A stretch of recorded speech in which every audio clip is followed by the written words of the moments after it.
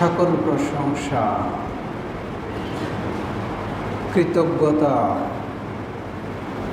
রব্বুল আলামিন বিশ্বজগতের প্রতিপালক আল্লাহ সুবহানাহু ওয়া তাআলার জন্য আলহামদুলিল্লাহ।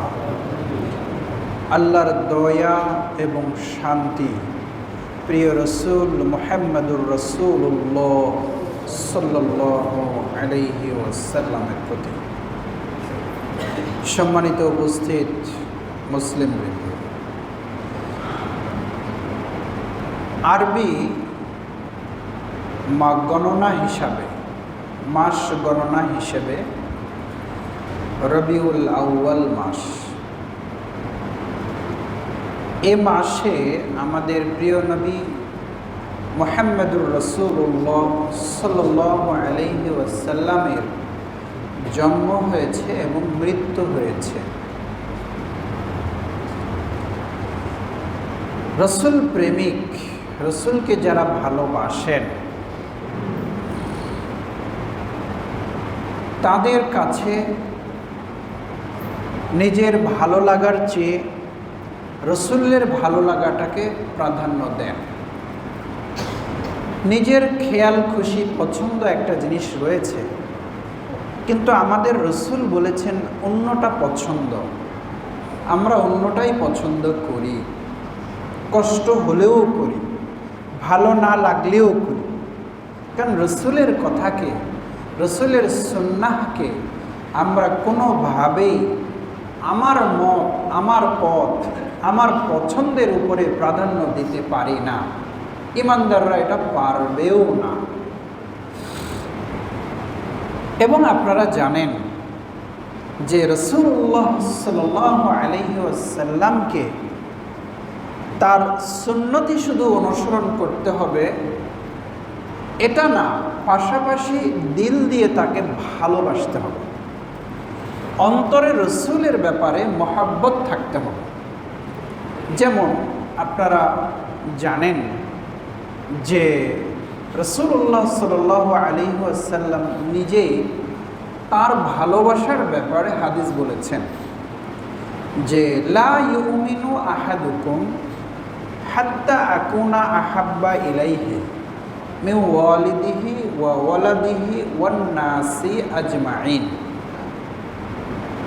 রাসূল বলেন, তোমাদের কেউ প্রকৃত মুমিন হতে পারবে না যতক্ষণ পর্যন্ত নবীকে তোমাদের নিজের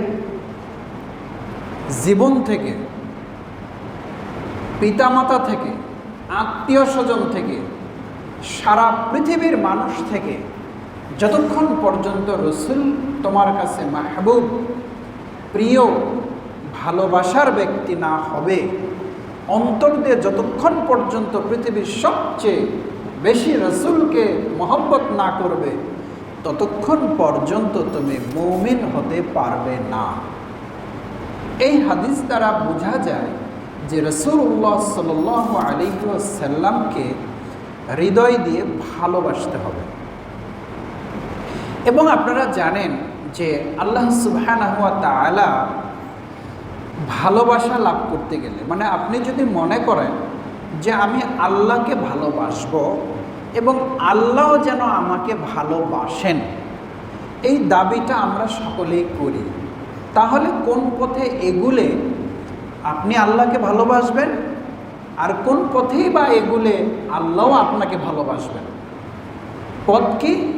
কুল ইন কুনতুম তুহিব্বুনাল্লাহ ফাত্তাবিউনি ইউহিব্বুকুমুল্লাহ।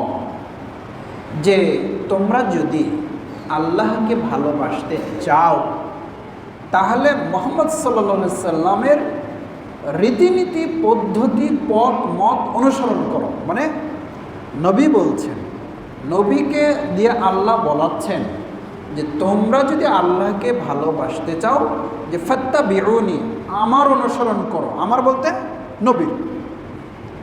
তাহলে নবীর অনুসরণ করলে আল্লাহকে তোমরা ভালোবাসতে পারবে।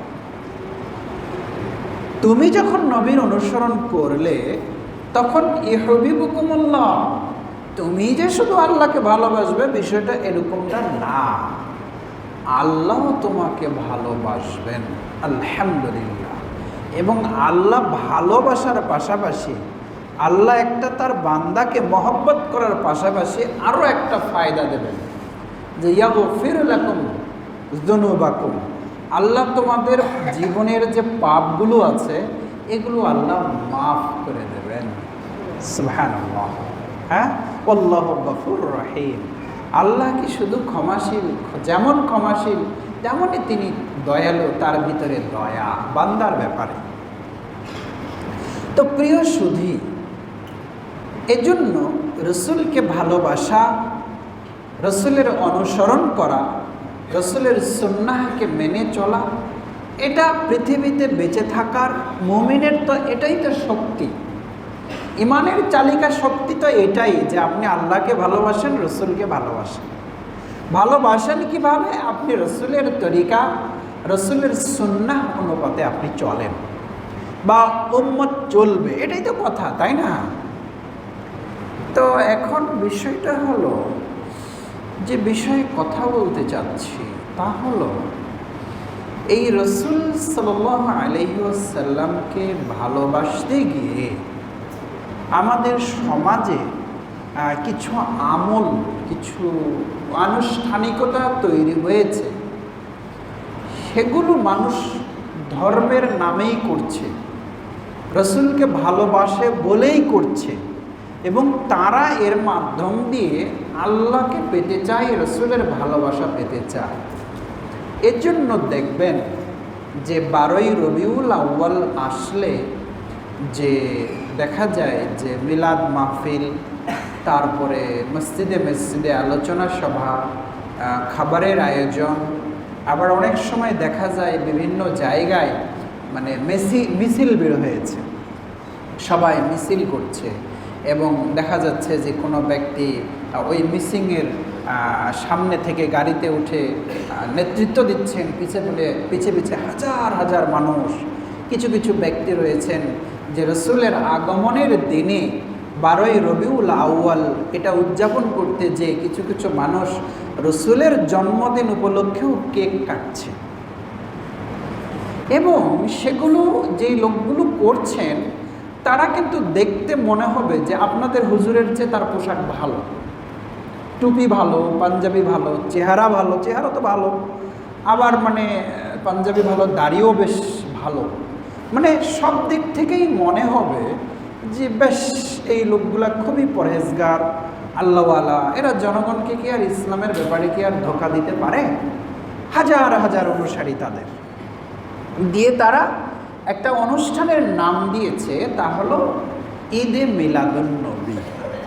এবং কেউ কেউ তো বলে এইভাবে যে ঈদুল ফিতর, ঈদুল আজহা এগুলোর চেয়ে মানে সকল ঈদের বড় ঈদ ঈদে মিলাদুন্নবী, এটাও তারা বলতে চাচ্ছেন বা বলেন। এবং এই উপলক্ষে কি কি আয়োজন হয় এটা আপনারা দেশের নাগরিক হিসাবে আপনারা সকলেই জানেন। তা আসলে কি জানেন, মানে এই স্রোত যেই দিকে চলে ওই দিকে আপনি যদি খালি ভেসে থাকতে পারেন তাহলে আপনাকে এমনিতেই নিয়ে যাবে স্রোতে। আর স্রোতের বিপরীত দিকে দাঁড়িয়ে থাকা, ওখানেই দাঁড়িয়ে থাকা, অথবা স্রোতের বিপরীত দিক উজানের দিকে এগিয়ে যাওয়া, এটা খুবই কঠিন। তো যখন মানুষ এত আনন্দ উৎসব করে, তো সেই সময় আমরা আপনাদেরকে যখন আনন্দ উৎসবের ব্যাপারে যখন বলি যে না এটা করা যাবে না, এটা হবে না, এটা ঠিক না, তখন দেখা যায় এক ধরনের মানে আমাদের হুজুরেরা আমাদের সমাজে এগুলো নাই করতে দেয় না। অন্যান্য সমাজে কত খাওয়া দাওয়া আনন্দ, আমাদের হুজুরেরা তো সমাজ থেকে খাওয়াও উঠে দেয়, একটু যে খাওয়া ডাল ভাত এইটাও মানে রাখে না। আমাকে তো একজন মানে আমার ভালোবাসেন আমাকে এক মুসল্লি তো বলেই ফেললেন একদিন যে হুজুর দেখেন মানুষকে খাওয়াবে, এখানে আপনি নিষেধ করেন না। মানে ওই যে একজন ব্যক্তি হজ করতে যাচ্ছেন, তো উনি যেদিন যাবেন তো ওনার বিদায় দেওয়ার জন্য ওনার জামাই বেটি ভাগনা মামা এরা ওনাকে বিদায় দেওয়ার জন্য বাড়িতে এক জায়গায় হবে না, এটা তো নিষেধ না, হতেই পারে। তা বাড়িতে সবাই এসেছে, তো বাড়িতে যখন মেহমান এসে গেছে তখন একটু খাবারের আয়োজন হবে না? এটা তো স্বাভাবিক। কিন্তু যখন আমি হজ করতে যাচ্ছি, এজন্য গ্রামের লোকজনকে যখন খাওয়াতে হয়, সকল মুসল্লিকে যে সমাজের লোককে জেগে যখন ডেকে খাওয়াতে হয়, তখন আমার বাধা দিলাম যে না, এটা শরীয়ত নয়। আপনি যাবেন যান, কিন্তু গ্রামের লোকজনকে ডেকে খাওয়াতে হবে, এটা না। তো দেখা গেল যে, এবং আমি এক পর্যায়ে বললাম অন্তত আমাকে এই দাওয়াতটা দেবেন না, আমি এই দাওয়াত খাবো না। তো যখনই ইমাম সাহেবকে দাওয়াত দেওয়া যায় না, তখনই কিন্তু বাধা পড়ে গেল যে ইমাম সাহেব থাকবে না, তাকে দাওয়াত দেওয়া যাবে না, তাহলে অন্য লোকজনকে কি দাওয়াত দেবে? এই যে একটা প্রতিবাদের বা একটা জিনিস সমাজ থেকে উঠাতে গেলে আগে নিজেকে সেখান থেকে দূরে থাকতে হবে। তো এই রসম রেওয়াজগুলো আমার মনে হয় যে আপনাদের সমাজে কমে গেছে। দুই একজন হয়তো করতে পারে, কিন্তু আমি আসার আগে যেরকম বেশ জমজমাট হতো, এটা মনে হয় হচ্ছে না বলে আমার বিশ্বাস, এবং এটা দূর করতে হবে। তো এই কথাগুলো যখন বলি, তখন অনেকের কাছে তো মনে হয় যে হুজুর খেতেও জানে না, খাওয়াবে না, তো হুজুররা তো এমনি মিলাদ করায় না, হুজুরদের বাড়িতে তো মিলাদ হয় না। এখন এরা হুজুররা খাওয়াবেও না, খাবেও না, খাওয়াবেও না, কি এক যন্ত্রণা, তাই না? এই যে তারপরে এই যে মানে বলে রাখি, এই যে বাচ্চার মুখে ভাত দেওয়ার অনুষ্ঠান, এগুলো দূর করতে হবে সমাজ থেকে। এগুলো বিধর্মীদের কালচার। তারপরে ওই যে সলবুয়াদি বিদায়, এই যে সলবুয়াদি বিদায় উপলক্ষে অনুষ্ঠান, এই জিনিসগুলো থেকে বিরত থাকেন আল্লাহর ওয়াস্তে। এগুলো কি ফালতু জিনিস? সলবুয়াদি বিদায় কি? বাচ্চা হয়েছে, সময় হবে, সে বাচ্চা তার বাবার বাড়ি যাবে, এসে নিয়ে চলে যাবে। গ্রামের লোকজনকে খাওয়াতে হবে কেন? এগুলো কুসংস্কার। এগুলো থেকে আপনারা নিজেরাও খাবেন না, কাউকে খাওয়াবেন না, এগুলো থেকে দূরে থাকেন। তো মূল আলোচনাতে আসি। তো এরকম কিছু কিছু বিষয় নিয়ে কথা বলতে গেলে আমরা একটু বিব্রতর মধ্যে পড়ি। তবে কি করব বলেন? এটা যে আমার দায়িত্ব, আমার নৈতিক দায়িত্ব, এটা আপনাকে বুঝানো। আমি আপনাকে বুঝাবো, যতটুকুন সাধ্য আছে আমি বুঝিয়ে দেব। আমার ভিতর থেকে যতটুকুন ক্ষমতা আছে, এলেম আছে, ভাষা আছে, আমি আপনাকে বুঝিয়ে দেব। মানা না মানা এর দায় আপনার, এটা প্রত্যেকের ব্যক্তিগত ব্যাপারে, আমি এখানে কিছু করতে পারবো না। তবে মেম্বার থেকে আমাকে হক কথাটা বলতে হবে। মূল আলোচনায় আসি। প্রিয় উপস্থিতি, দেখেন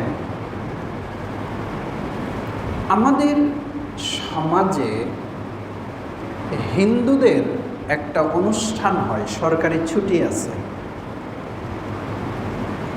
জন্মাষ্টমী। এটা বোঝেন কি না? না বুঝলে আপনারা কি খ্রিস্টানদের বড়দিন বোঝেন? মানে যীশু খ্রিস্টের জন্মদিনকে কি বলা হয়? বড়দিন, 25শে ডিসেম্বর, তাই না? তারপরে ওই যে বৌদ্ধ পূর্ণিমা, বৌদ্ধ জন্মদিন। এইভাবে দেখবেন যে হিন্দু, বৌদ্ধ, খ্রিস্টান, এদের যেগুলো দেবতা বা এরা এদের যাদের পূজা করে, এদের কিন্তু জন্মদিবস পালন করে। খ্রিস্টানরা 25শে ডিসেম্বর বড়দিন, এটা তো আপনারা জানেন। এখন আসেন, তাহলে ঈসা আলাইহিস সালামের জন্মদিন পালন করা এটা মুসলমানদের আদর্শ না বিধর্মীদের? বিধর্মী। জন্মাষ্টমী পালন করা মুসলমানদের না বিধর্মীদের? বিধর্মী।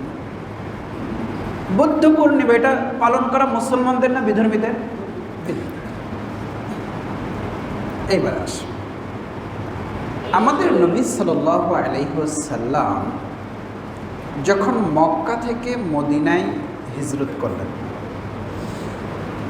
তো উনি দেখলেন যে আশুরার দিনে ইহুদিরা রোজা রাখে। কত তারিখে? মুহররমের 10 তারিখ। তো রসুল সব কারণ জানলেন যে তাহলে তো এটা ভালো জিনিস। রসুল মুসা আলাইহিস সালাম এই দিন ফেরাউনের হাত থেকে বেঁচেছে বলে তিনি শুকরিয়া স্বরূপ সিয়াম পালন করেন, এটা তো ভালো জিনিস। তাহলে আমি তো বেশি হকদার। নবী সাল্লাল্লাহু আলাইহি ওয়াসাল্লাম রোজা রাখলেন। পাশাপাশি তিনি বললেন যে সাহাবীদের মাঝে একটা আলোচনা হলো যে ইহুদিরা ওই দিন রাখে, আমরাও রাখি, তো অন্যদের সাথে মিলে যায় না? অন্যদের সাথে মিলে যায়। এই জন্য রাসূলুল্লাহ সাল্লাল্লাহু আলাইহি ওয়াসাল্লাম বললেন যে খালিফুল ইহুদা, ইহুদিদের বিপরীত করো। মানে লাইন বাকিতু ইলা কাবিলিন লা আসুমান্নাত তাসিয়া, আমি যদি আগামী বছর বেঁচে থাকি অবশ্যই অবশ্যই, লাম তাকিদ বা নুন তাকিদ সাকিলা, অবশ্যই অবশ্যই, লা আসুমান্না তাসিয়া, 9 তারিখেও সিয়াম রাখব। তাহলে দেখেন তো, বিধর্মীদের বিপরীত বৈধ জিনিস, সিয়াম পালন করা বৈধ জিনিস হওয়ার পরেও রাসূলুল্লাহ সাল্লাল্লাহু আলাইহি ওয়াসাল্লাম কী করলেন? বিধর্মীদের সাথে মিল রাখেন না। এইবারে আসেন, যখন ফরজ 5 ওয়াক্ত সালাত যখন শুরু হলো, তখন জনগণকে ডাকা হবে কিভাবে? এগুলো হাদিস আপনারা ইমামদের কাছে, হুজুরদের কাছে শুনেছেন। আমি যে বিষয়ে কথা বলবো এই কথাটাকে বোঝানোর জন্য আমাকে বলতে হচ্ছে। তো কিভাবে জনগণকে ফজরের সময়, জোহরের সময় যে ওয়াক্ত হয়েছে, আসরের সময় ওয়াক্ত হয়েছে, তো জনগণকে তো ডাকতে হবে। তো কিছু সাহাবী বললেন যে আমরা না হয় ওই সময় আগুন জ্বালাই, আগুন জ্বালাইলে হবে কি, ধোঁয়া আকাশে উড়বে, জনগণ বুঝতে পারে ধোঁয়া কিসের, ধোঁয়া কিসের, ও হয় নামাজের সময় হয়েছে, চিহ্ন। আবার কেউ কোনো কোনো সাহাবী বললেন যে আমরা না হলে ওই ওই মানে শব্দ করি, টং টং করে কোনো কিছু, যে মানে শব্দ করি যাতে করে সবাই শুনতে পায়। আর কেউ বললেন না হলে আমরা বাঁশিতে, বড় একটা বাঁশি নিয়ে এত জোরে ফু দিব যে সব দিকে কি হয়ে যাবে। সাহাবীদের উদ্দেশ্য কিন্তু ভালো, সাহাবীদের উদ্দেশ্য ভালো। এবারে রাসূলুল্লাহ সাল্লাল্লাহু আলাইহি ওয়াসাল্লাম বললেন, দেখো আগুন জ্বালিয়ে এই কাজ করাটা এই অগ্নি পূজকদের বা হিন্দুদের এটা হলো রীতি। দেখেন কিভাবে আলাদা থাকতে হবে বিধর্মীদের থেকে। এই মানে ঘণ্টা বাজানো এটা হলো খ্রিস্টানদের রীতি, আর বাঁশি বাজানো হলো ইহুদিদের রীতি। সুতরাং এগুলো কাজগুলো তো ইহুদি খ্রিস্টানদের, বিধর্মীদের। তো যাই হোক, অমীমাংসিতভাবে চলে গেল। পরে যাই হোক সাহাবীগণ স্বপ্নে দেখলেন যে কে যেন এসে আজান শেখাচ্ছেন, আল্লাহু আকবার আল্লাহু আকবার এই করে, আশহাদু আল্লা ইলাহা ইল্লাল্লাহ। একজন সাহাবী, ওগুলো ঘটনা আপনারা জানেন, আমি শুধু স্মরণ করে দিচ্ছি। সাহাবী নবীকে এসে বললেন, আবু বকর রাদিয়াল্লাহু আনহু, পরে ওমর, আরও অন্যান্য সাহাবী, বিভিন্ন সাহাবী, প্রায় অন্য সব হাদিস ঘাটলে দেখা যায় যে একই স্বপ্ন প্রায় 10 জন সাহাবী দেখে ফেলছে। যখন আজান হচ্ছে তখন সাহাবী দৌড়ে এসে বলছে যে এই এটা তো আমিও তো স্বপ্নে শুনছি, দেখলাম। তখন রাসূলুল্লাহ সাল্লাল্লাহু আলাইহি ওয়াসাল্লাম এই আজানের যে এই বাক্যগুলোকে বললেন, হ্যাঁ 5 ওয়াক্ত আজান হবে এই বাক্যগুলো বলে। তাহলে দেখেন তো, ইহুদি খ্রিস্টানদের রীতিনীতির বিরুদ্ধাচরণ করাটা রাসূলুল্লাহ সাল্লাল্লাহু আলাইহি সাল্লামের কি সুন্নাহ। কথাটা বোঝা যাচ্ছে? ইহুদি খ্রিস্টানদের বিপরীত করাটা কার সুন্নাহ? রাসূলুল্লাহ সাল্লাল্লাহু আলাইহি সাল্লামের সুন্নাহ। এখন আপনারা জানেন যে রাসূলুল্লাহ সাল্লাল্লাহু আলাইহি সাল্লামের সুন্নত থেকে যারা বাইরে যায় এদেরকে রাসূল কি বলেছেন? মান রাগিবা আন সুন্নাতি ফালাইসা মিন্নি। যারা রাগিবা শব্দের অর্থ, মান রাগিবা এর শব্দের মানে 2 রকম অর্থ রয়েছে। রাগিবার পরে যদি ইলা হয় তাহলে হবে আগ্রহী হওয়া, আর রাগিবার পরে যদি আন হয় তাহলে হবে অনাগ্রহী, অপছন্দ করা। তো মান রাগিবা আন সুন্নাতি, যে ব্যক্তি, আমি মুহাম্মদ সাল্লাল্লাহু আলাইহি সাল্লাম, তিনি বলেন যে মুহাম্মদ সাল্লাল্লাহু আলাইহি সাল্লামের সুন্নত থেকে যে মুখ ফিরায় নেই, অপছন্দ করে, অন্যদিকে ডাইভার্ট হয়ে চলে যায়, রাসূলুল্লাহ সাল্লাল্লাহু আলাইহি সাল্লাম এটাকে এমন ঘৃণা করা করলেন এবং বললেন ফালাইসা mean, he is not of mine, তিনি আমার অন্তর্ভুক্ত নন, তিনি আমার দলভুক্ত নন। তার মানে রাসূলের সুন্নাতের বিপরীত করতে গেলে রাসূল কি ধমক দিয়েছেন? সে আমার কি নয়, উম্মত নয়। এখন আমি কি আপনাকে এটাকে পরিষ্কার করতে পারছি যে জন্মদিবস পালন করাটা এটা কাদের সুন্নাহ? ইহুদি, খ্রিস্টান, হিন্দু, বৌদ্ধ, এরা কি করে? তাদের দেবতা বা তাদের অনুসরণীয় পূজনীয় ব্যক্তিদের জন্মদিবস পালন করে। এখন যদি আপনি আমি মুসলিম হিসাবে যদি আপনার আমার নবীর যদি জন্মদিবস পালন করি, তাহলে জন্মদিবস পালন করাটা এটা রসুলের সুন্নাত না বিধর্মীদের সুন্নাত? কথাটা কি বোঝা যাচ্ছে? এখন কি আপনাকে বলা লাগবে যে এটা জায়েজ না হারাম? ঈদে মিলাদুন্নবী পালন করা জায়েজ না হারাম, এটা কি আর এত তো আর বেশি বলার প্রয়োজন না? আপনি আশা করি বুঝে গেছেন। দেখেন রাসূল সাল্লাল্লাহু আলাইহি ওয়াসাল্লামকে কিভাবে মানুষ অপরাধী বানায়। যখন নবী সাল্লাল্লাহু আলাইহি ওয়াসাল্লাম যখন মক্কা থেকে মদিনায় গেলেন, তো দেখছেন যে মদিনার লোকেরা বছরে 2টা দিন খেলাধুলা করে। তো কি এইটা, এরা বছরে আমরা আনন্দ করি। তখন নবী বললেন, কদ আবদালাকুমুল্লাহু বিহিমা খায়রাম মিনহুমা ঈদুল আযহা ওয়া ঈদুল ফিতর। নবী বললেন, দেখো তোমরা যে বছরে 2 দিন আনন্দ উৎসব করো, খেলাধুলা করো, এই 2 দিনের চেয়ে ভালো উত্তম 2টা দিন দিয়ে আল্লাহ তোমাদেরকে ওই 2 দিনকে বদলিয়ে দিয়েছেন। একটা দিন হলো ঈদুল আযহা, আরেকটা হলো ঈদুল ফিতর। তাহলে ঈদ কয়টা? একটা ঈদুল আযহা আর একটা ঈদুল ফিতর। এটা নবীজি সাল্লাল্লাহু আলাইহি ওয়াসাল্লাম, এই হাদিসটা আবু দাউদে পাবেন এবং সহিহ হাদিস। এই দুই দিন। আর মানগতভাবে, মানগত বুঝেন, মানগত বলে একটা কথা আছে। আপনার আমার পিতাকে, জন্মদাতা পিতা, আর মানগত ইব্রাহিম আলাইহিস সালাম কিন্তু জাতির পিতা। মানগত আমাদের মুহাম্মদ সাল্লাল্লাহু আলাইহি ওয়াসাল্লাম কিন্তু আমাদের পিতা তুল্য, মানে মানগত, কিন্তু জন্মদাতা পিতা না। জন্মদাতা পিতা এক জিনিস, আমি বলতেছি মানগত একটা জিনিস আছে। একটা জিনিস এইটাই, আর একটা মানগত এইটা। তা মানগত কেমন? যে রাসূলুল্লাহ সাল্লাল্লাহু আলাইহি ওয়াসাল্লামের উপরে কোরআনের আয়াত নাযিল হলো যে নবীদের স্ত্রীগণ হচ্ছে ঈমানদারদের মা। নবীদের স্ত্রী ঈমানদারদের কি? মা। এই জন্য নবীর মারা গেলে নবীর কোনো স্ত্রীকে অন্যরা কেউ বিয়ে করতে পারবে না, কারণ উম্মতের জন্য নবীর স্ত্রীরা কি? মা। তাহলে স্ত্রীরা যদি মা হয়, তাহলে স্ত্রীর স্বামী যিনি, উনি মুমিনদের জন্য কে? মানে মানগত। এখানকে আমি বোঝাতে চাচ্ছি যে মানগত। শ্বশুরকেও আমরা আব্বা বলি না সম্মানে, হ্যাঁ, তো উনি তো জন্মদাতা পিতা না, এটা মানগত সম্মানের বিষয়। তাহলে ঈদ কয়টা? 2টা। আর জুমাকে সাপ্তাহিক ঈদ বলা হয়েছে মানগতভাবে, যে এই প্রত্যেক জুমাই হচ্ছে মুসলমানদের জন্য একটা ঈদ। কথাটা কি বোঝা গেল? এখন এই মানগত ঈদ হলো সাপ্তাহিক জুমা, যেমন আজকের দিন। এইবার আসে,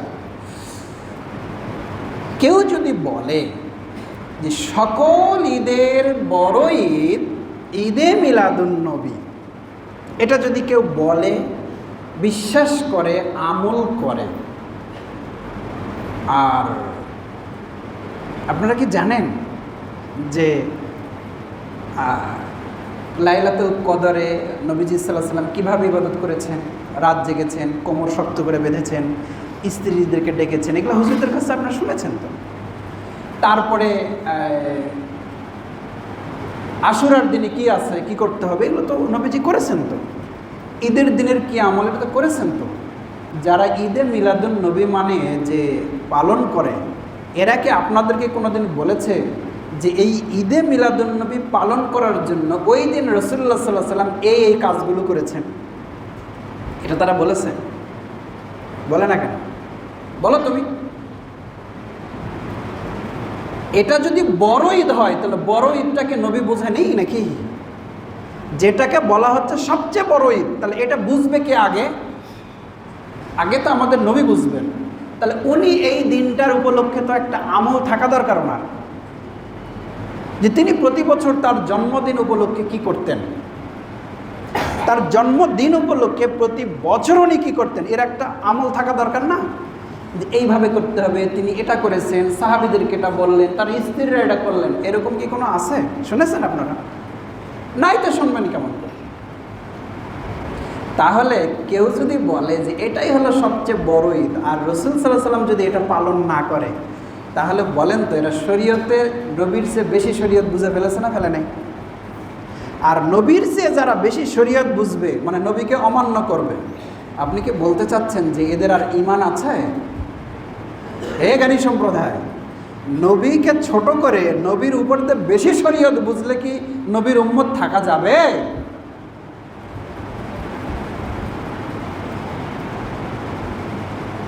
আশ্চর্য ব্যাপার। রাসূলুল্লাহ সাল্লাল্লাহু আলাইহি সাল্লাম কে একদিন জিজ্ঞেস করা হলো, হে রাসূল, আপনি সোমবার দিনে যে সিয়াম রাখেন, তো এই বিষয়টা কি? তখন উনি বললেন যে উলিদতু ফিহে ওয়া উনজিলা ফিহে আলাইয়া, সোমবার দিনে আমি সিয়াম পালন করি কেন? এই দিন আমি জন্মগ্রহণ করেছি, এই দিনে আমার উপরে কোরআন নাজিল হয়েছে। এই জন্য রাসূলুল্লাহ সাল্লাল্লাহু আলাইহি ওয়াসাল্লাম কী করেছেন? সোমবার দিন সিয়াম পালন করেছেন। এবং এই জন্য আমরাও কি বলে থাকি, সোমবার দিন নফল সিয়াম পালন করা কি সুন্নাহ বলি না? সোমবার, বৃহস্পতিবার, এরপরে হলো চাঁদের 13, 14, 15, এগুলো আপনারা তো জানেন। তাহলে রাসূল সাল্লাল্লাহু আলাইহি ওয়াসাল্লাম যে আমলের কথা বলেছেন এটা তো সারা বছরই চলে, কিন্তু হঠাৎ করে বছরে একদিন এইটা পালনের ব্যাপারে কি কথা? এটা পালন করা মানে, বিশ্বাস করা মানে এক ধরনের ঈমানের উপরে কি করা? আঘাত করা, ঈমান নষ্ট হওয়ার বিষয় রয়েছে। অতএব আপনারা সাবধান থাকেন যে হচ্ছে যে সব দিকে। ওই জন্যই তো বলেছি যে স্রোতের বিপরীত দিকে দাঁড়িয়ে থাকাটা এবং স্রোতের বিপরীতে চলাটা বড় কঠিন। এখানে আপনাকে দাঁড়াতে হবে, এখানে থাকতে হবে যে না, আমি রসুলকে ভালোবাসি, আমি রসুলের সুন্নাত মোতাবেক চলি। আমি যদি চাই খুব বেশি, তাহলে আমি সোমবার দিনে রোজা রাখবো, কারণ রসুল সাল্লাল্লাহু প্রত্যেক সোমবারে কি রাখতেন? সিয়াম রাখতেন। শরীয়তের ভিতরে থাকতে হবে আপনাকে। এইভাবে আসেন। তাহলে এটা শরীয়ত গর্হিত কেন? শরীয়তের বিরুদ্ধে কেন এটা? যে এইটা রসুল এবং তার সাহাবীদের এটা কি নাই, আমল নেই। আর আপনারা জানেন যে মান আহদাসা ফি আমরিনা হাযা মা লাইসা মিনহু ফাহুয়া রাদ্দুন। বিদআতের যে কথাটা বলা হয়েছে যে কুল্লু বিদআতিন দালালা ওয়া কুল্লু দালালাতিন ফিন্নার, বেদাত মানেই গোমরা আর বেদাত মানেই জাহান্নামে যেতে হবে। তো বেদাতটা কি? বেদাত হলো ওই জিনিস শরীয়তের নামে যেটা করা হবে। আমরা বহু আগে এই বেদাতের বহু সংজ্ঞা, ভাগ, প্রকারভেদ, কেন বিদাত, কীভাবে বিদাত আলোচনা করেছি। তো এইটা হলো শরীয়তে একটা নতুন আবিষ্কার, যা নবীও করেন নাই, সাহাবীগণও করেন নাই। তো সুতরাং এখান থেকে বিরত থাকতে হবে। এইবারে আসেন যে তাহলে কি তারা এত বড় বড় ডিগ্রিধারী লোকেরা, এরা কি কোরআন হাদিসের কি কিছু পায় নাই? তো ওরা কি দলিল পেল যেই দলিলের ভিত্তিতে তারা এই কাজগুলো করে? দেখেন, দলিল অনেক রকমই আছে। যেটা জমির অরিজিনাল দলিল সেটা যেরকম স্ট্যাম্পে লেখা, জাল দলিল কি ফটোকপিতে লেখা না? ওই কথাটা মনে হয় বোঝেন নাই আপনারা। জমির দলিল যদি জাল হয় তাহলে ওটা কি কাগজে লেখা থাকে? যে অরিজিনাল দলিলের কাগজ আর জাল দলিলের কাগজ কিন্তু কি একই। তো দলিল যে এটা জাল, এটা প্রমাণ হবে কিভাবে? ওই যে আরএস খতিয়ান এই সেই দেখতে যায়, দেখতে হবে অফিসে, সেটেলমেন্ট অফিসে যায় দেখতে হবে যে আসলে কোনটা খাঁটি, কোনটার তারিখ, দাতা, গ্রহিতা, সিল, ছাপ্পর ঠিক আছে, এটা তদন্ত করতে হবে। দেখেন, নবীজি সাল্লাল্লাহু আলাইহি ওয়াসাল্লাম মারা যাওয়ার পরে অনেক ভণ্ড নবী এসেছে, আপনারা তো জানেন। তাহলে ভণ্ড যারা নবী, তাদের কথাগুলো কি ভণ্ড না? হ্যাঁ, ভণ্ড নবীর কথা তো ভণ্ড, জাল, মিথ্যা। তো এখন আপনারা যদি বলেন, আরবি দিয়ে কেউ যদি বলে, তাহলে সেইটাই হাদিস হয়ে যাবে। কে বলেছে আপনাদেরকে? এদের অধিকাংশ কথাগুলো আমি দেখেছি, যে তাদের আর্টিকেলগুলো পড়ে দেখেছি যে এরা ঈদে মিলাদুন্নবী আমরা পাই না, এরা পাই কোত্থেকে রে ভাই? জশ্নে জুলুসে ঈদে মিলাদুন্নবী এগুলো কোত্থেকে আসে? তো তাদের আর্টিকেলগুলো তো পড়াও দরকার। পড়ে দেখলাম দুটো জিনিস খুঁজে পেয়েছি। এক, যে এদের বর্ণনাগুলো এগুলো সব জাল দলিল, কিন্তু আরবি ভাষায় লেখা। তো জনগণকে যখন বলা হচ্ছে আরবি ভাষায়, তখন তো মনে করেন জনগণ বলছে, ওরে বাপরে, আরবিতে লেখা আছে। আপনারা কি জানেন আমি এই মুহূর্তে আপনার নামে হাদিস বানাতে পারবো? ঈদে মিলাদুন নবীকে আপনার নামে আমি হাদিস বানাবো, আমি এই মুহূর্তে জাল হাদিস তৈরি করব। আপনার ক্ষমতা নাই প্রমাণ করতে পারেন? আরে স্বর্ণকার ছাড়া কি ওই গহনার ভিতরে কতটুকু খাদ আছে, ভেজাল আছে, এটাকে স্বর্ণকার ছাড়া আপনি প্রমাণ করবেন? আমি হুজুর প্রমাণ করতে পারবো? আমার ক্ষমতা আছে? স্বর্ণকারকে ধরতে হবে যে এটাতে কত পরিমাণ স্বর্ণ আছে আর এখানে ভেজাল কতটুকু আছে। তা আমি যে দিনের স্বর্ণকার, তা আমি বুঝবো না? আপনার কাছে তো দুটাই সমান। সিটি কলকেও তো আপনি স্বর্ণ বলে ফেলবেন, তো জাল হাদিসকেও তো হাদিস বলবেন। তো এদের অধিকাংশই হচ্ছে জাল হাদিস। দেখেন আপনাদের এটা বটতলী জামে মসজিদ না, দেখেন আমি হাদিস বানাচ্ছি। আন আবি হুরায়রা রাদিয়াল্লাহু তাআলা আনহু قال قال رسول الله صلى الله عليه وسلم من أسس مسجدا في جامع في قرية بطلي من جيپورهات المديرية جيپورهات من بنا غفر له ما تقدم من ذنبه وما تأخر رواه البخاري। কি ভাষায় বললাম এটা? আরবিতে বললাম। এখন অর্থটা বলি, দেখেন। আন আবি হুরায়রা রাদিয়াল্লাহু তাআলা আনহু, আবু হুরায়রা রাদিয়াল্লাহু আনহু বলেছেন, ক্বালা রাসূলুল্লাহ সাল্লাল্লাহু আলাইহি ওয়াসাল্লাম, রাসূল সাল্লাল্লাহু আলাইহি ওয়াসাল্লাম বলেছেন যে মান আসাসা মসজিদাল জামি, যে ব্যক্তি একটি মসজিদে জামে তৈরি করবে, ফি কারিয়াতে বত্তলি, বত্তলি গ্রামে, ফি মুহাফাজাতি আবিল ফিল মুদিরিয়াতে জয়পুরহাট, জয়পুরহাট জেলার ভিতরে বটতলি নামক মহল্লায় যে জামে মসজিদ তৈরি করবে, তাকাদ্দামা মিন যামবিহি ওয়া মা গুফিরা লাহু মা তাকাদ্দামা মিন যামবিহি ওয়া মা তাআখারা, ওই ব্যক্তির জীবনের আগে এবং পরে সব গুনাহ মাফ হয়ে যাবে। রাহুল বুখারী, হাদিসটি বুখারী বর্ণনা করেছেন। এই দেখেন আমি বানাইলাম।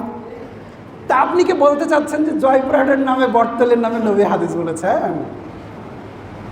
তা আমি যে বললাম যে মেম্বারে উঠে, যারা আরবি জানেন, আপনি আমাকে দিনে কত হাজার হাদিস বানিয়ে নেবেন? আরে আপনার নামে, আপনার বইয়ের নামে, আপনার ছেলের নামে, আপনার নাতির নামে, আপনার মোবাইলের নামে, আপনার হাত ঘড়ির নামে, আপনার জামার নামে আমি হাজার হাজার হাদিস আমি আপনাকে ইনস্ট্যান্ট, আপনি বলবেন আপনি কয়টা করে হাদিস নেবেন? হাদিস প্রতি 1000 টাকা করে নেব, খালি দিবেন আর হাদিস বানাই দেবো। আবু হুরায়রার নামে দিব, উমর ফারুকের নামে দিব, এই রসুলের নামে তো থাকবেই, ও আয়েশা রাদিয়াল্লাহু আনহা থাকবে, আর সবার শেষে লাগাবো বুখারী, মুসলিম, আবু দাউদ, নাসাই, তিরমিজি, ইবনে মাজাহ, দাইলামি, দারেমি, মিশকাত, যা আছে এগুলো সব আমি লাগাই দেবো। দেখে আপনি কত হাদিস নেবেন? আপনি বেটা বলে জাল, নবীর হাদিসকে আবার জাল হয়। আরে নবীর হাদিস জাল হবে কেন? কিন্তু জাল হাদিস যে নবীর নয়। নেন আপনি প্রমাণ করেন, আমার এই আরবিতে বললাম, আপনি বাহির করেন দেখি এটা হাদিসটা সত্য না মিথ্যা। আমি কি বোঝাতে চাচ্ছি যে যারা আরবি জানে তারা আরবি দিয়ে, কবি নজরুলের বাংলা দেখেছেন কবিতা? হ্যাঁ, তো এইরকম যারা সাহিত্যিক, আরবি সাহিত্যিক আছে না, আরবি সাহিত্যের যারা জ্ঞান রাখেন, মোতানাব্বি নামে একজন কবি ছিল, ওর কবিতা এমন যে শেষ পর্যন্ত নবী দাবি করে ফেলছে। মানে ওর ভাষাকে মানুষ পার্থক্য করতে পারে না যে নবী না হলে কি এরকম বক্তব্য দিতে পারে নাকি। ওর কিছু অনুসারীও তৈরি হয়ে গেছে, ভণ্ড নবীরাও আরবিতে হাদিস বলে। তো এই ঈদে মিলাদুন নবী পালন করার ব্যাপারে তাদের আর্টিকেলগুলো পড়ে যেগুলো দেখেছি, এগুলো হাদিসগুলো কি সব কি বলেন আপনারা বলেন? এগুলো জাল হাদিস, এগুলো আসলে সহিহ হাদিস না, কিন্তু লেখা আছে, কেতাবের উদ্ধৃতি আছে, আপনি বুঝতে পারবেন না। জাল হাদিস তো আমিও তৈরি করতে পারি, এ তো দেখালাম। আরেকটা জিনিস হয়েছে, দুটো জিনিস খুঁজে পেয়েছি। আরেকটা হয়েছে অপব্যাখ্যা অথবা ভুল অর্থ। চরস্কারের চি, দন্তন্নস্কারের নি, কি হলো বলেন তো? চিনি। একটু ইংরেজিতে যাই, বুঝতে সুবিধা হবে, আপনারা শিক্ষিত মানুষ। চিনি, আমি তোমাকে চিনি, বা আমি চিনি তোমাকে। তাহলে আমির ইংরেজি আই, আর চিনির ইংরেজি কিন্তু সুগার। কথাটা বোঝেন? চিনির ইংরেজি, তাহলে আই সুগারি। আপনি ভুল প্রমাণ করেন দেখি, আপনি কত বড় বাবার বেটা আছেন। তাহলে আই সুগার ইউ মানে কি? আমি চিনি তোমাকে বা আমি তোমাকে চিনি। সুগারটাকে ভাব ধরলাম, এই জন্য সাবজেক্টের উপরে ভালোবাসো, এই তো। এখন আপনি বলতেছেন যে না হুজুর, আপনারা মৌলভী সাহেব মানুষ তো ইংরেজি অত বোঝেন না, তো কি হবে? I know you, K no W know, এনো নো না, আই নো ইউ, আমি আপনাকে চিনি, এটা তো বলতে চাচ্ছেন। তখন আমি তো এলেমালা, বুঝলেন? আমি তখন আপনাকে বললাম, এই আই নো ইউ মানে হলো আমি তোমাকে চিনি, বেটা আই সুগার ইউ মানে আমি তোমাকে চিনি। আমার হুকুম তখন দেখে গে। তখন ওই যে একটা কথা আছে না, a little learning is a dangerous thing, অল্প কথা ভয়ঙ্করী, কথায় কথায় ডিকশনারি। তো আমি তখন বলছি, শোন, আই নো ইউ মানে আমি তোমাকে চিনি এটা নয়, আই সুগার ইউ মানে আমি তোমাকে চিনি। দলিল কি? থাম, দলিল দিয়েছে Oxford dictionary, student favourite English dictionary, Ashutosh দেবের লেখা ইংরেজি ডিকশনারি, এইরকম করে 3-4টা ডিকশনারি আপনার কাছে আমি নিয়ে আসলাম। নিয়ে আসে এখন বলছে, শোন, আই আমি, আয় দেখ আমি লেখা আছে, আয় আগে বাহির করলাম আমি। এরপরে সুগার, দেখো সুগার মানে কি? চিনি। আর ইউ মানে তুমি বা তোমাকে, সাবজেক্ট হলে তুমি হবে আর অবজেক্ট হলে তোমাকে হবে, এই তো। তাহলে দেখ, ডিকশনারি খুলে দেখ, আই সুগার ইউ মানে আমি তোমাকে চিনি। দেখেন দলিলও আছে রে ভাই, দলিল আছে, কেতাব আছে। এখন আপনি কি বলতে চাচ্ছেন যে এই ইংরেজি ঠিক আছে? তা আমার কাছে যে দলিল আছে রে ভাই, আপনি বলছেন যে এই চিনি সেই চিনি না। আরে চিনি তো চিনি, বানান কি বাংলা বানানের সাথে এই বানানের কি আলাদা আছে? একই বানান, একই ইংরেজি, তো সমস্যা কি? এই জন্য ওরা এখন ইংরেজি বলতেছে যে আমি তোমাকে চিনি মানে আই সুগার ইউ। লেন, ভুল বাহির করেন আপনি। এটার যদি ভুল বাহির করতে পারেন, নামাজ শেষে আপনি আপনার বাড়ি থেকে ডিকশনারি নিয়ে আসবেন। সুগার মানে যদি চিনি যদি বাহির না হয়, তো এই মসজিদে আর ইমামতি করবো না। সুতরাং এটাই ঠিক, আমি তোমাকে চিনি আর ইংরেজি কি আজ থেকে কি বলবেন? I sugar you, I know you বলবেন না। দলিল নিলেন? দলিল এটা হলো সাহিত্যের ভাষার মারপ্যাচ। এই আহাম্মকগুলো শরীয়তকে যারা নিজেদের স্বার্থে ব্যবহার করছে, গত জুমায় আলোচনা করেছিলাম যে কি করবে, জ্ঞানী লোকেরা অবৈধভাবে জনগণের সম্পদ লুটপাট করে খাবে, এটা কোরআনে বলেছেন। এই যারা জ্ঞানী লোক, যারা এলেম আছে, এই লোকগুলোর ভাষাগত মারপ্যাচ দিয়ে জনগণকে সুন্নাহ থেকে গোমরাহ করে দিচ্ছে, সুন্নাত থেকে বেদাতের দিকে নিয়ে গেছে, রসুলের সুন্নাহকে, রসুলের ইসলামকে এরা কেটে টুকরো টুকরো করে দিয়েছে। কারণ এরা যে স্বর্ণকার, স্বর্ণকার চাইলে খাঁটি অলঙ্কারও বানাতে পারে, ভেজালালা অলঙ্কারও বানাতে পারে। এই যে 2 নম্বর স্বর্ণকার, এই যে 2 নম্বর হুজুর, এই জন্য কী করছে? হুজুর ঠিক আছে, কিন্তু দেখেন কিভাবে শরীয়তকে উল্টে দিয়েছে। আপনি ধরবেন, আপনি কোনোভাবে প্রমাণ করতে পারবেন না, কেতাব দিয়ে আপনাকে বুঝে দেবে, আয় দেখো সুগার মানে চিনি, কেতাব দিয়ে বাহির করে দিকে, আয় দেখো মিলাদুন্নবী, তুমি মানেন না। কোথাকার অর্থ কোথায় যে নিয়ে গেছে। এই জন্য বললাম 2টো জিনিস খুঁজে পেয়েছি, 1 মিথ্যা হাদিস, জাল হাদিস, 2 শব্দের অর্থকে এরা কী করেছে? বিকৃত করেছে। ওই অর্থ ডিকশনারিতে আছে, কিন্তু ওটা ওই অর্থে ব্যবহার হয়নি, কিন্তু ওরা ওটাই করবে এবং জনগণকে দলিল পেশ করবে। জনগণ তো বুঝছে সুবহানাল্লাহ, ডিকশনারি কি আর ভুল? এই হলো কাহিনী। তাহলে এখন আপাতত কি বোঝা গেল? আপনারা কি নবী সাল্লাল্লাহু আলাইহি সাল্লামকে ভালোবাসেন? তো বাসলে কি করতে হবে? তার সুন্নাত অনুপাতে জীবন পরিচালনা করতে হবে। তার নাম শুনলে কি বলতে হবে? সাল্লাল্লাহু আলাইহি ওয়াসাল্লাম। বেশি পারলে সোমবার কি রাখতে হবে? সিয়াম রাখতে হবে। এছাড়া বাৎসরিক কোনো ঈদ যদি পালন করেন, তাহলে এটা রাসূলুল্লাহ সাল্লাল্লাহু আলাইহি সাল্লামের শরীয়তকে কি করা হলো? অমান্য এবং পরিবর্তন করা হলো। আর রাসূলের শরীয়তকে যারা অমান্য বা পরিবর্তন করে, তারা ঈমান থেকে কি হয়ে যাবে? এই জিনিসটাকে কিন্তু সতর্কতার সহিত আল্লাহর ওয়াস্তে এখান থেকে বিরত থাকতে হবে। আল্লাহ আপনাকে আমাকে বুঝে আমল করার তৌফিক দান করুন। আল্লাহ।